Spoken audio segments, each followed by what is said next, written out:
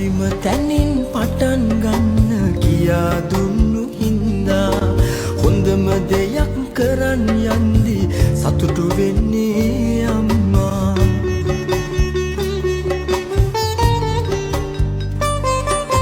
සැප විඳිනව දැකලා හිස සිඹ සුබ